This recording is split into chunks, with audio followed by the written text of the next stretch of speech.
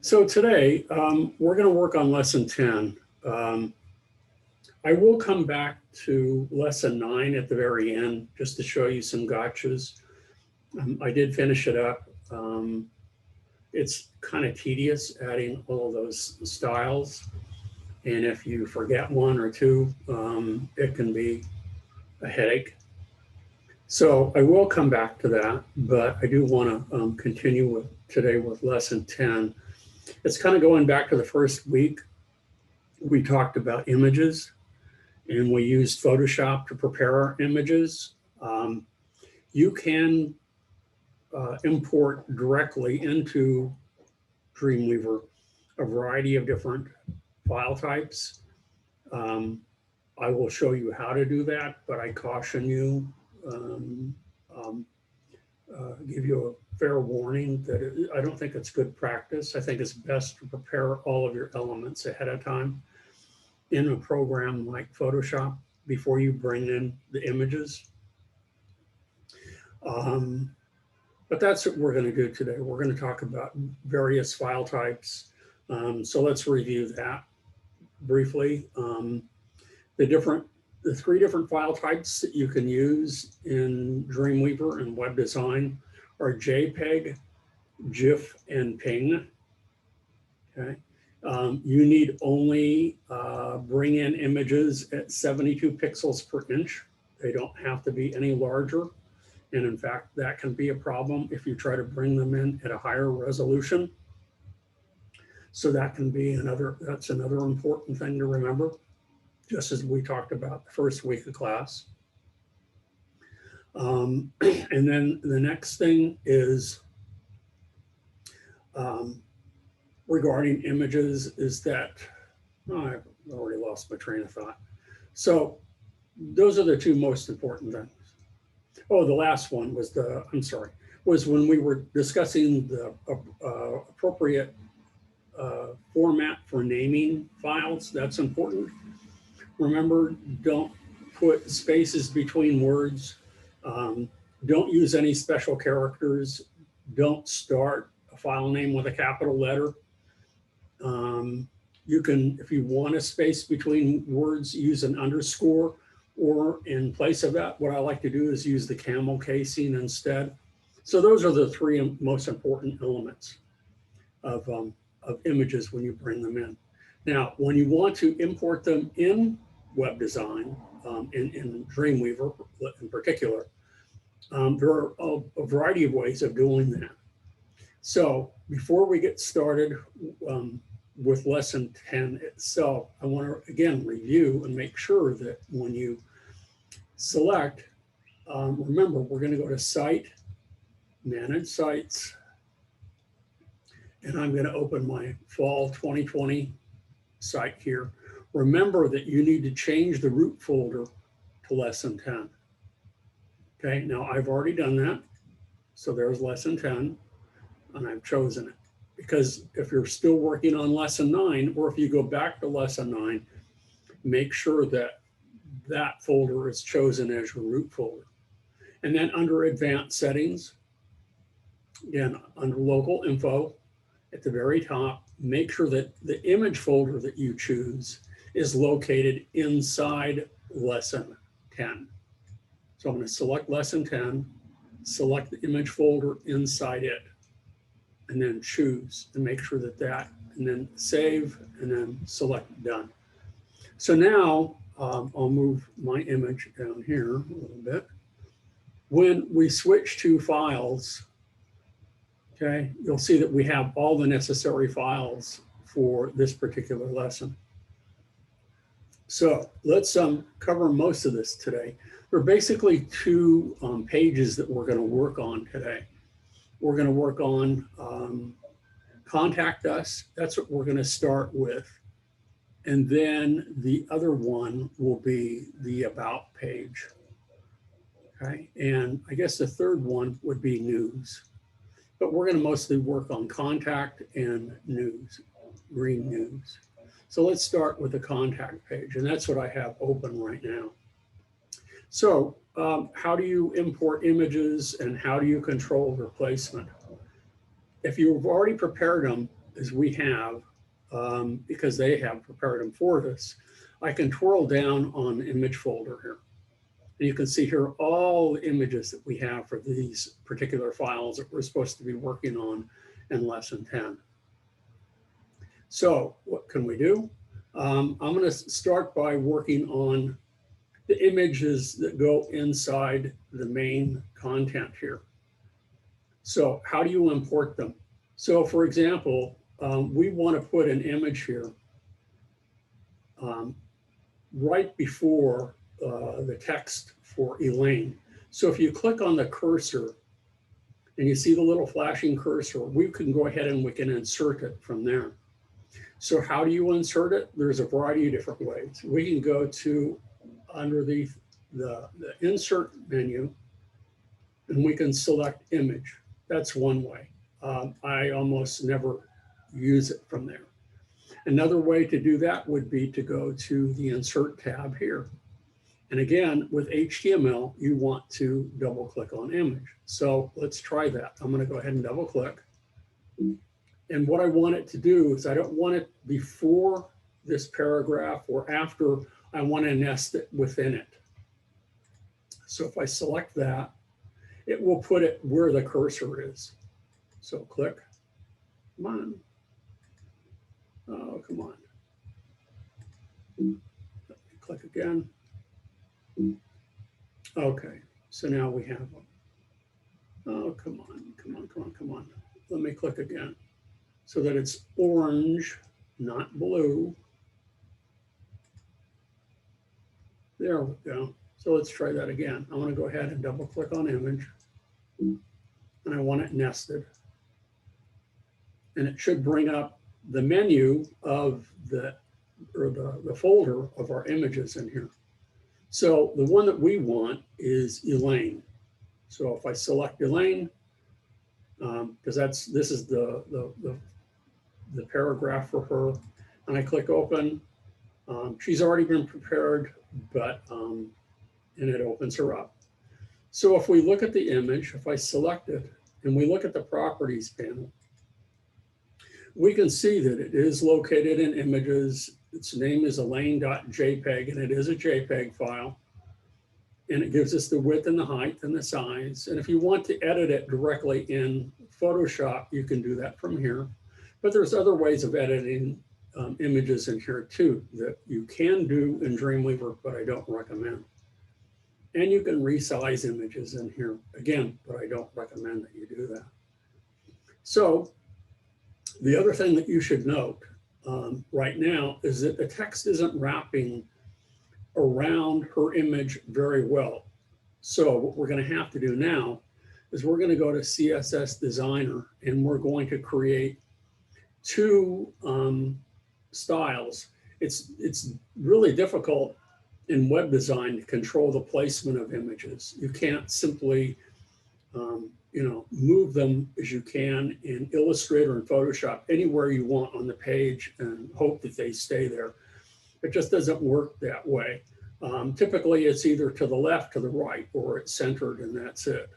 Or it fills up the entire span of a div, and that's it. Well, what we want to do is we want to make sure that the text wraps around her quite, her around.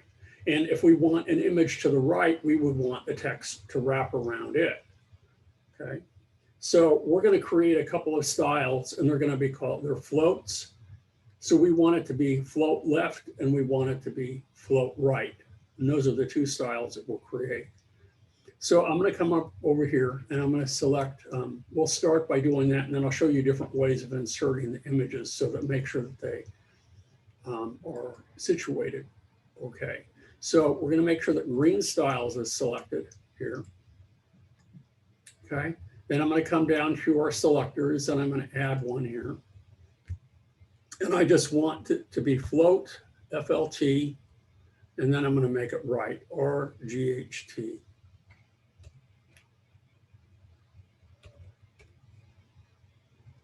Maybe I don't even need,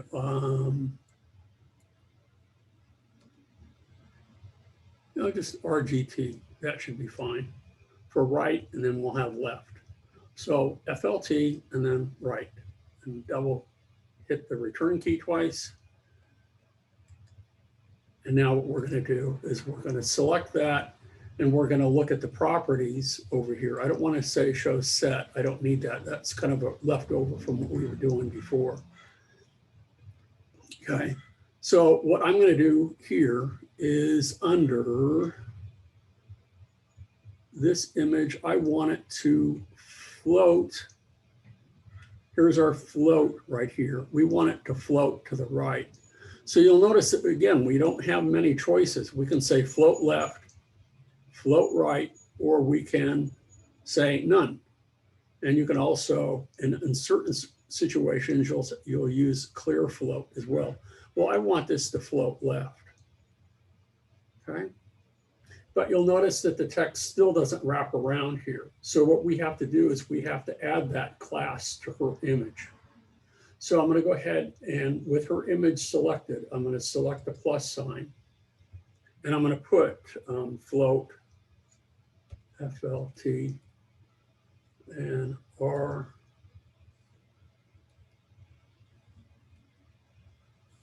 Hold on here. I may have goofed up the name here. So I'm going to put in dot FLT right or left. I want it left. I goofed. So you know what? I'm going to go back here. Let's eliminate that. I'm going to go ahead and I'm going to remove this. I'm saying float right and I did the left. So let me do that again. I'm going to come back in here and I want this to be, since this is a class, I need to put the period. So float and I'll make it right or left, LFT. Okay. Okay, so there's my new float. There we go. So now I need to make sure when that's selected, green styles, that left is selected. There we go. Float left. Ta-da, we got it. Now I can go ahead and under the image, I'll go ahead and I'll add that class. So that will be dot FLT LFT. Okay. And hitting the return key and it's catching up with me. Come on. LFT. And is it working? No. So let me go back and let's make sure that I get my floats right here. So I got to check. I know why it didn't work. Well, let's rename this. I'm going to go back in here and I'm going to use the underscore. And maybe that will help me out here. So I have float left. And we have, she's supposed to be floated right, but I'm going to make one for the left and to the left, right. So this one should be to the left. So we have float left. Okay. And they've chosen global to make sure that everything is selected. So maybe that's part of my problem. So let's go back under here. And under global, let me go ahead and add one again, because maybe it didn't take. Under float, yeah, I don't have it. So let me go ahead and make sure global is selected and I'll do that again. So I'm going to go ahead and we're going to add dot FLT underscore, and we'll use, we'll start with the right, I guess, RGT. Okay, so if I click off of it, I know I'm bouncing around here. But we'll get it. Let's scroll down here. And I want the float. Come on, where are you?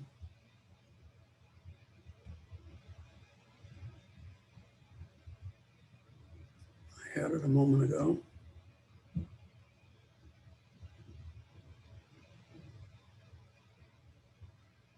Come on, come on, come on. Because I don't want text float. I want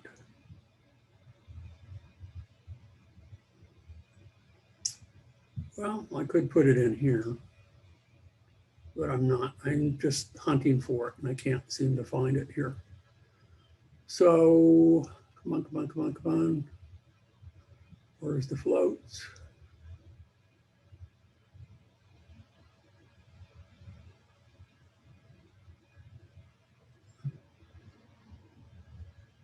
There it is. So there's float right. Boom. Okay. Now let's go ahead and try this again. I'm going to remove that and rename it. So let's add that again. So we'll dot FLT underscore right. And you can see that that one is appearing now, and that looks correct. Now it does. Ta-da! It works. So again, if you're, if you're off by a single character, it won't work. But you'll notice that the text does wrap nicely around her. However, you'll notice that the text butts directly up against the image. So now what we need to do with that float right is we only need to take, and we need to add padding. So we're going to add padding to the left, and you can add maybe 10, 15 pixels, and that should push it away just a little bit. And you can see that that pushes it away. And if you don't like the padding, so I'll remove that. I'm going to go ahead and instead of padding, it might work better if I use margins instead. So I'll go ahead and push it away with margins. So I'll put in 10 pixels. And there you go. It pushes it away. Use at least 10 pixels. So now for all of our images with float rights, we're set. But I'm going to go ahead and create another one for the float lefts, and then we'll bring in the other images. So I'll go ahead and I'll add another one. And this one is going to be dot float left LFT. Okay. So similar to what we did with the right, I'm going to go ahead now and I'm going to find, let's find it again, the floats. And this one I want to be to float left. Now I want to make sure that, it won't matter that she's selected or not, but I'll deselect her just to make sure. And I want to make sure that this is set to float left. And again, now we're going to have another issue with the text butt up against the right. So again, I'm going to use the margins again. Margins seem to be work best for us. So this time I want the margins on the right for that to be at least 10 pixels. Okay. So let's go ahead and bring in another image, and I'll show you a different way of doing that. Again, the image that we're going to use is for Sarah. So I need to click on that first paragraph there. And I'm going to select it. I guess I could select, the whole box in there, but I'm going to select just the first paragraph and see how that works. Okay. Now I want to make sure that I bring her in. So let's do it a different way. Instead of using the insert feature from there, we're going to go look at assets. And under assets, I can look here at images. And with images selected, we want, instead of Elaine, we want Sarah. So I'm going to scroll down and find Sarah. I'll select her, and then I can go ahead and I can select the insert button in the bottom here. And I want it nested again. And that should bring her in. And again, by default, it's selected, it pushes her to the left. But if I go ahead and but it doesn't wrap it around there because we haven't applied the correct selector to it. So I'll go ahead and I'll add the plus to her. Okay, add, and it will be dot float left. Okay, so there's my other one here, float left. And now you'll notice that everything is floating to the left. Now, for me, that 10 pixels there doesn't look like it's adequate. So I'm going to go back again, and I have margins 10 pixels, but I'm going to increase that a little bit. And you can see that it works a little bit better if we crank that up to at least 15 to maybe 20 pixels. Again, my preference in design is I like showing a little bit more than what is necessary. So there we go, at least 15 to make sure that the text gets pushed away from her. But again, here's a different way of inserting an image. So another way that we can do that is we can switch to design view, if you wish, to insert an image, and we can drag it in there. So I'm going to go ahead and click inside where we have Eric here. And I'm going to go ahead and switch from live view to design view. Okay. And I want to make sure that the cursor is selected here. And I want to go to files. And I'm going to select Eric and see if he's here. Now, if I remember correctly, Eric is going to be, Eric will be okay. Eric is a ping file. Now remember, ping is one of the accepted files. So I can take him, and you can only do this in design view. Why? I don't know. I can drag it directly over here. And when it highlights over that cursor that I brought it in, it brings him in. So again, he needs to be flush right. So I'll go back from design view, back to live view. Okay, and scroll down, select him, and then I'm going to go ahead and I'm going to add the appropriate selector or class. So this will be float right again, float. We want right. There we go. So he gets floated to the right. So there again is another way of doing that, of adding another image. Okay. So I'm going to go ahead and I'm going to add lens, but I'm going to make a mistake and show you another way of doing that. If I click right here, okay, again, put the cursor directly in front of her name. Okay. I can go ahead and I can, I'm going to use, instead of Lynn, I'm going to, by mistake, maybe I put in Sarah. Okay. So I'll do that from down here. I'm going to go ahead and select Sarah's, and I'm going to go ahead and insert it. Okay. And nest it in there. Okay, and again, we want it to be float left, so I'll go ahead and I'll add that. Come on. So I want dot float left. There we go. So that wraps around there nicely, but it's the wrong image. So if I want to get the correct image, swap it out, all I have to do is select it, and you'll notice in the properties panel, here is the source, and this is what it should read: images, which is the image folder inside your root folder, / Sarah.jpg. Well, I don't want Sarah, I want Lynn.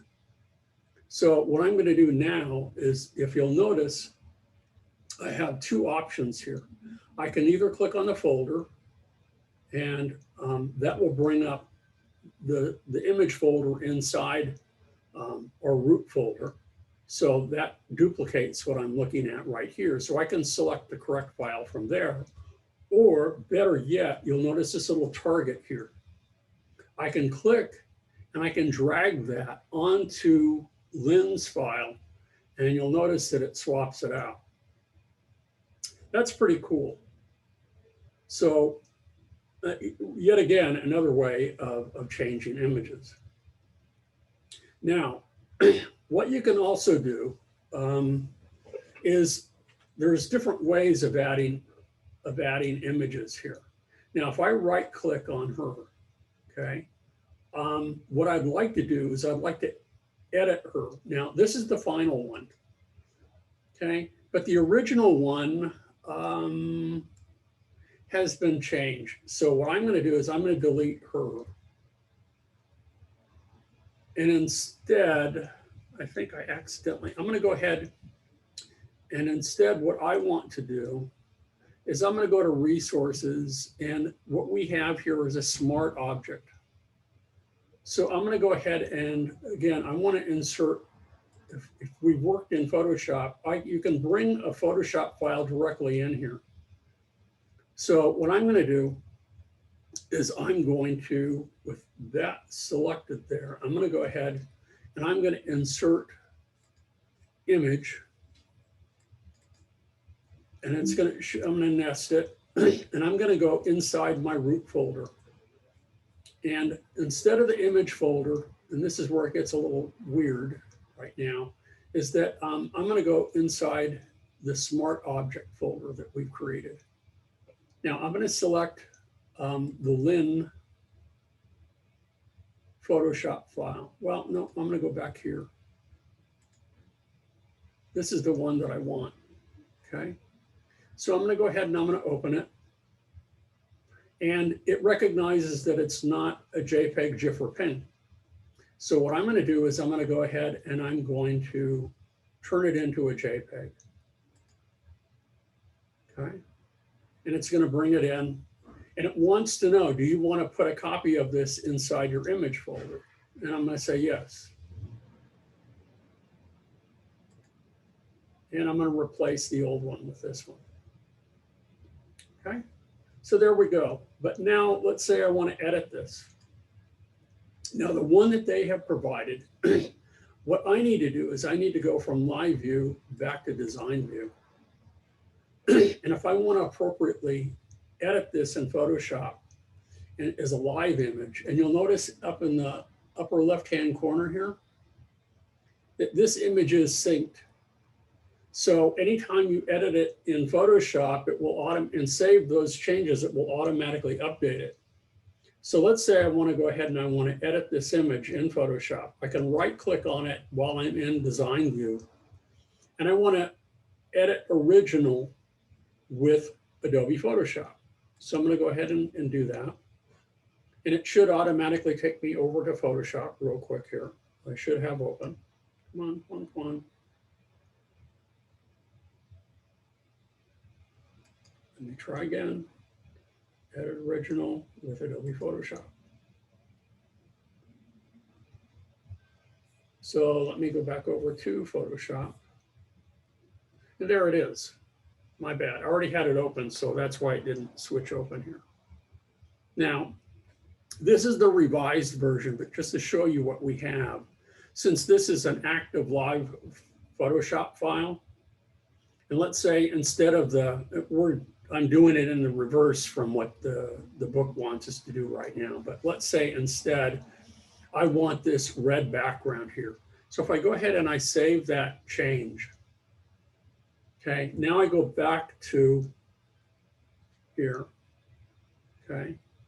And if I click here to refresh, come on, let's refresh our file. Yes, original has been modified. So let's refresh.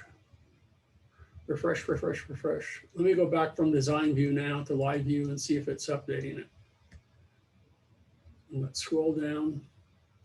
Again, this is a reason why I don't like doing it this way. Because I would just as soon go into it myself and replace it. So let's go back and refresh. Let me make sure that that's been saved.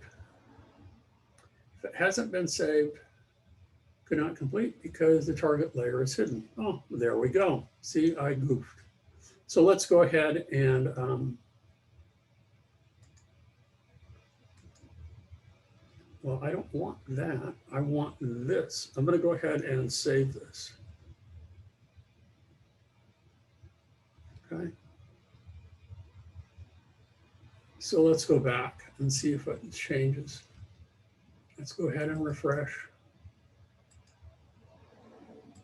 Well, see, before we had it done in the reverse, and this is the reason why I just don't like this. So I'm going to turn this back on and I'm going to save it. let's go back.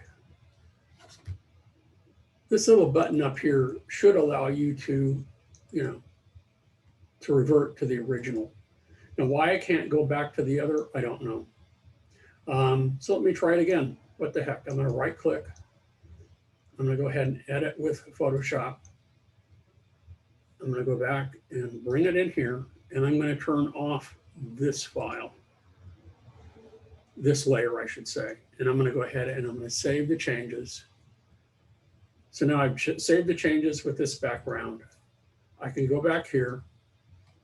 Let's go back and let's update it. Come on, I want to change the modified file. So maybe because this is the JPEG now, that it won't work. But it should read it as, I can go back to the original file. So let me select here. No, I don't know why. So I'm going to go back to live view. I had it working earlier this morning, but this is a reason why I don't like doing it this way, because it can cause serious problems if you're not careful. So I'm going to go back here and put in the class that we created. So this is going to be .float. Left. There we go. So that's working. Fortunately, that's working. But Matthew is the last one because he's a TIFF file. And TIFF files are usually relegated to, to working with print images. I'll come back to her in a minute and see why it's not working. I don't know why. Kind of weird. Let's go back to design view.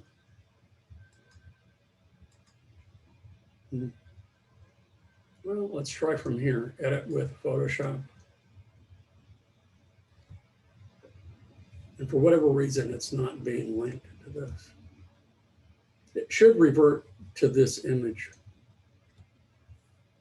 since it has been saved. But I will show you a couple of more things now. Let's go ahead and bring in Matthew here. Okay. Now, what I can do when I click there, now Matthew is the wrong kind of file. He is, as I mentioned, he's a TIFF file. So here is the one that I created for Matthew already that's finished, that's a ping file. But I'm going to go ahead and I'm going to insert. So let's go to insert image. And I'm going to select from my images. I'm going to go to resources because that's where he should be located. Here's the TIFF file that you'll notice it doesn't recognize. So it won't allow you to import it. But what I can try to do, let's go back to that folder again. Let's go back to the other folder that we have in there. So let's go back to files and let's take Matthew and drag him in here and see what happens. Now, there we go.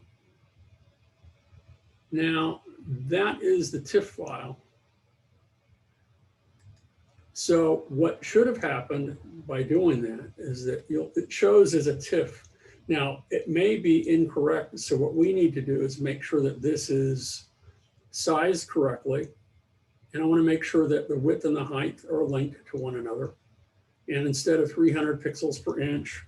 Now, again, all of this I think should be done ahead of time. To do this after the fact really doesn't work well. And you can see that it is a TIFF file that normally it doesn't recognize that. So what I would prefer to do, because this could get screwed up when we publish it, is that this be converted initially to a JPEG. So possibly what we could do initially is to open it up in Photoshop, save it, and then we're done. Now, what we can also do while we're here, and because you'll notice that under Edit, it doesn't recognize this file for editing, but if we select the Smart file, you'll notice that we can crop it from here.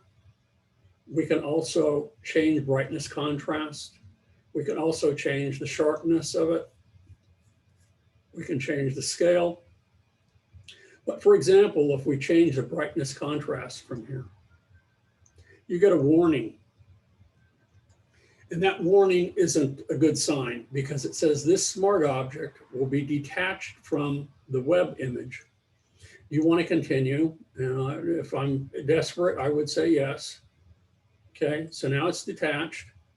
And now we're going to change the brightness and contrast. And when I do, if I were to do that, it would be a permanent change. It's destructive. So I don't recommend doing any of those things. And you'll notice that this is no longer a smart object anymore. It's no longer recognized. So my recommendation to all of you is to do this in advance. Just prepare, think of it. The examples that I always use are like in a cooking show. If you've ever watched, on the Food Network, cooking shows, they have what they will do when they're preparing, let's say they're making a cake or a pie or something, I don't know, it doesn't really matter what it is that they've prepared all of their ingredients ahead of time. And so that's what I would do. If I had an image that was a TIFF file and like this, I would want it converted. So I'm going to go ahead and I'm going to remove it from here. And instead, I'm going to go back over to Photoshop and I'm going to open it from here. So I'll just open up his TIFF file. File, open. And because it's in my custom kind of root, let me go back to desktop. And it's in, because I have a boatload of things on my desktop. I'll go into lesson 10. And I'm going to open up, let's see, not images, resources. I'm going to go ahead and open up Matthew's file here, open it up. I'm going to first make sure that it's the right resolution and size. It's just, basic going through the motions of this sort of thing. So I'm going to go to image size. And we can see that it's the correct resolution, but it's too big, the height and the width. Well, it's in percentages, but I'm going to go to pixels. It's 300 pixels. I only need it to be 150. So I'm going to go ahead and I'm going to change it to 150. Okay. And I'm going to click OK. But it's still, if I save it, it's going to be a TIFF file. So I want to leave the TIFF as my original, but what I can do is I can go to File, and I can export, or remember from before, we can create or generate image assets. That would be another way of doing that. But I'm going to go ahead and I'm going to export this. So let's go ahead and File, export, and I'll use Web Legacy because I still think that's a nice way to go. Now I'm going to select from here, and if I need to zoom in a little bit and I want it to be a JPEG, I'll leave it maximum. Why not? And I'll go ahead and I'll save it. And I want to make sure that it's saved in the correct root folder. So right now it would not be, it's in other things that I've been working on. So I'm going to go back to the desktop. I'm going to save, again, go back to not my content folder for another project that I'm working on, but for the Dreamweaver files that I've been creating. And we're going to go inside lesson 10. Okay, and I'm going to go back inside my image folder inside lesson 10. So make sure it's in that correct folder. And I don't want it to be Lynn, I want it to be Matthew. I don't know why that is there. Matthew JPEG. I'm going to save it. And I could possibly already have it in there. And now I can go back to here. I can click inside, and if I want to do it from here, I can, or I can do it from design view, and just drag it in there. So let's go back inside our image folder. And again, let's find Matthew. There's Matthew JPEG, and I'll just drag him right in. So now I don't have to worry about the correct size. I don't have to worry about the correct file format or anything. I've already done it ahead of time. I think that's the safest way of working. And the only thing that I have to do now for him is to make sure that I've assigned the correct style to him so that instead of flush left, it will be flush right. So, or float right, I should say. But same thing, dot float right. And there he's fixed. So we have one more thing that we're going to do today, and that will be it. And then I will go back to the tables quickly to show you some gotchas. The other one is under, if we look at news finished, we can see that we have a nice image in here of a cityscape. Okay. And if I click down here, it's images, skyline, ping. It's a nice ping file. But it's sized incorrectly. And it's sized correctly. It's a little bit larger than what we need, but it's sized larger for a reason so that it scales properly for all the screen sizes that we'll be using. So I'm going to go to news here. Okay. And I'm going to, again, click in front of the paragraph because I want it in here, like so. And I'm going to find the skyline here. And let's use it from here. And I'll just insert it from down here. There's the skyline pane. And I will go ahead and insert. I want it nested. And there you have it. But now notice what's happening here. Notice how it extends beyond the div itself. It's too large. So what we want to do, and is we're going to do something that inserts a bootstrap feature to this. So what I want to do instead is I'm going to select is it's going to be a image responsive is what we're going to do. So this is, if I click the image here and I add the class, it's going to be dot image. And we want, you notice that it pops up here, responsive. That's what I want. And notice how it shrinks to fit inside there. Now, in addition to that, we may want to add for our images, we may need to add padding, or we may need to add to our text here margins and that sort of thing to push it away. But notice that it fits nicely. So now, no matter how big or how small I make my screen, that image fits. And before, without that, even when it's a large file, but especially, let's go ahead and remove that. Again, that image responsive. So I'll go ahead and remove that. Notice how it extends beyond.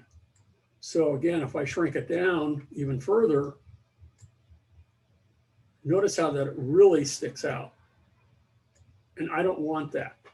So that image responsive class that's a bootstrap class works very nicely. So I'm going to go ahead and I'm going to add that again.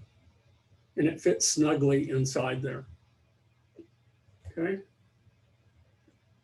So there we go. Now you can also, use the property inspector for making changes as I've shown you with certain things, I don't recommend that you do that, because one of the things that they're going to bring in here that we don't have time for today or is a grocery image in here. If you know pretty much the size that you need it, I would do that in Photoshop, and that would be your best bet. Okay, so those are images, and the one that I did screw up down here was bringing in Lynn's image, and I wanted to bring in that original image. So, you know, maybe next time on Tuesday, I'll drag that back in and see if I can't get that to work. I just don't like using any of the edit features inside Dreamweaver because very often they're awkward, you saw today. If you're following the directions directly from the book, it will work perfectly. But when you're, you know, working in a pinch or working with your own images, it can be very difficult. If you don't use it frequently, and I don't, I prepare my images in advance to make sure that they're the correct size and that they work properly. And as I said, I don't like bringing in images unless they're the correct file format, the correct resolution, and the correct size. And then I know I'll be good to go. And if I need to edit them, like we did at the very beginning of the semester, I will go back to that original Photoshop file image and then resave it as a JPEG or a PNG or a GIF file if necessary, and then just simply replace it. And then I know I've kind of kept all of my elements isolated and properly working. So the last thing that I wanted to do today is I'm going to go back to events. And I know you don't want to see this anymore. Is that if we scroll all the way down here to a really small screen, you'll notice that it's changed dramatically here. It's no longer formatted the same. But what we have done, and if we click each one of these, if we look in here and we look at our green styles finished, and we look at the media query that we created, that the headers that we created for those columns are now placed over to the left. And if you don't put them all in there, it will be easy to forget them, you know. And so that's where those are. Those were TD class before. So if, for example, under, let's look under date real quickly here, since I do have that one here. And I'm going to go ahead and I'm going to select show set just so I can see it. And if I want, I can temporarily toggle it off. And when I turn that off, notice that it disappears. And after our class on Tuesday, I noticed that it was, I think the location or an event or something like that was missing from mine. And I thought, what the heck? It's showing up correctly to the right, but it's missing from here. And I had forgotten to put the td.date : before to create that style for that, and then add that for that particular one. So that's important to make sure that you get all of these added. There's another important feature too for all of these that are down here. Okay, this is a very lengthy one. And you'll notice when I select it, all of these are highlighted, because what we're doing here is that we're changing the padding to 30%, and that pushes this entire row of columns here over 30%. So let's say that 30% is too much, but it isn't. It's a nice distance between the headings that we have over to the left now and the content that we have of those columns to the right. But you can see over here under 30%, if I go ahead and I spin this over and change it, if I have nothing, it just floats directly over on top of the heading. But what we're doing is we're changing that for all of those to 30%. And if you wanted a little bit less, 25%, that would be okay too. But the 30% works nicely. So that's what that does.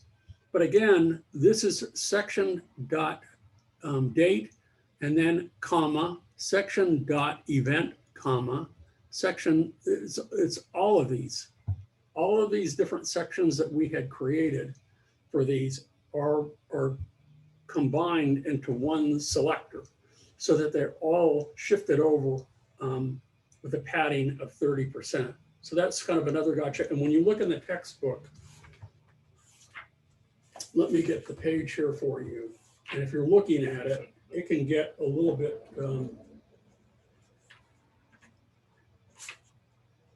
yeah, it's page 292. It's number 13. It looks, they've listed it in multiple rows, but in fact, it's all one joined together with columns, one selector, and that's it. So that would be it for that in order to get all of those to work. And again, when it does work, I think they've designed the table beautifully so that, you know, it works nicely for a large screen, a medium screen, and a teeny tiny smartphone. And they've reformatted this really beautifully so that it you know, will read well on a really small screen. It's not hard to isolate it for and to make it read well for a large screen, but the small one is a bit of a task. So my recommendation to you, as I've said, I think multiple times now, is to make sure that you have that once you've completed lesson 9, that you have it saved. And if you need to use it at any of those styles in the future, you can always do that. You can always export those styles or import them to another file, you know, that you're working on, or just copy and paste them. If you switch from source code to green styles, and we can look in here and look at those styles, and you can copy them and paste them in another style sheet, or you can export the entire style sheet and make it work. So that's what we have for today, and that's all pretty much that I wanted to cover regarding images and floats and image responsive, to make sure that images fit properly inside files, and all the different ways of importing images. You can use, you know, your assets folder. If you're in design view, you can drag it in directly. If you want to use a different image, you can always have the little target here that you can specify. So, you know, that's another good thing to use. So again, if we switch back to if we switch back to content, if I decided that I want this to be an image of Matthew instead, I could always go back to my files and I could use a little target here. And let's say I, you know, just go ahead and click and drag it, and maybe I want this to be again the one of Matthew. So I'm going to use the Matthew JPEG, and that just swaps it right out. It's that simple. It's a very nice feature, and the little target symbol itself is going to work really well when we start next week working on lesson 11. And that will take us at least the 1 week to do that lesson. Will be to start creating links to other pages and that sort of thing. So that will work really well for us, especially for embedded links or internal links. So that's pretty much what I have for you today. I hope it's been helpful. I'm sorry for this one image here, why I didn't get that to work as a smart object, but I'll come back to it and try it again. It worked for me this morning. Now it's not working. So we'll see. If there aren't any questions for you, for me, we're free to end today. What I would like, though, is that next week that you try to finish up your Mobilize website so that you'll have plenty of time to work on the Dreamweaver website, because that will take you time to do. I believe I have in the chat.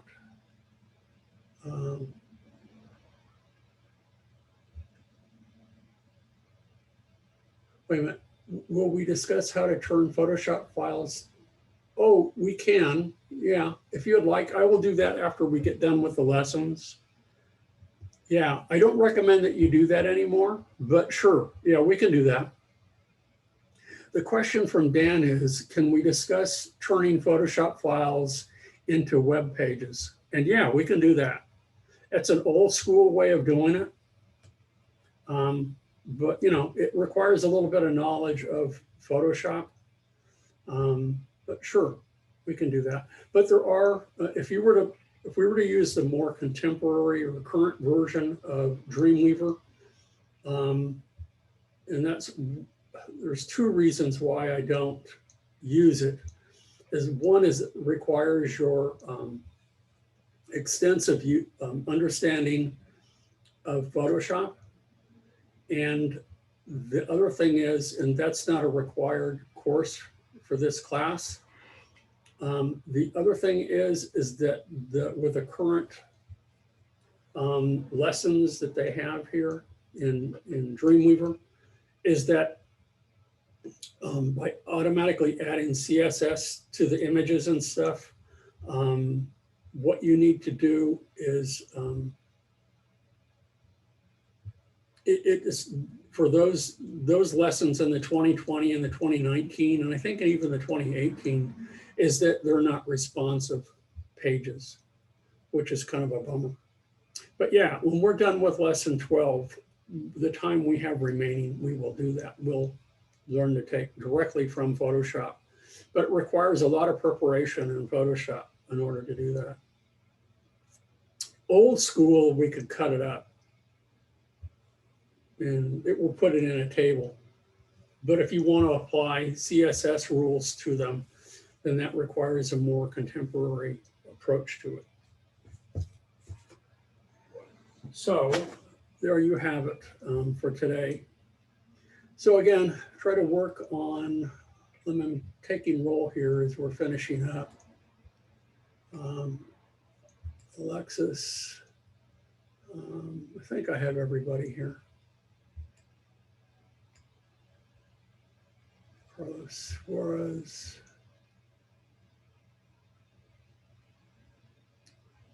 Natalie's here.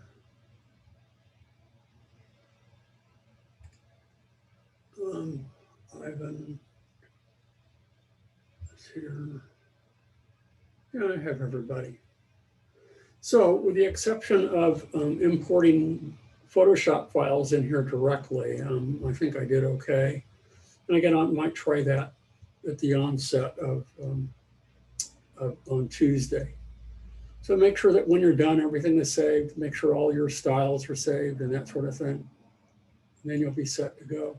And after lesson 11, I will have you publish those and replace what you've done with lesson 7. And then I'll look at that and I'll give you credit for that, for those lessons as well.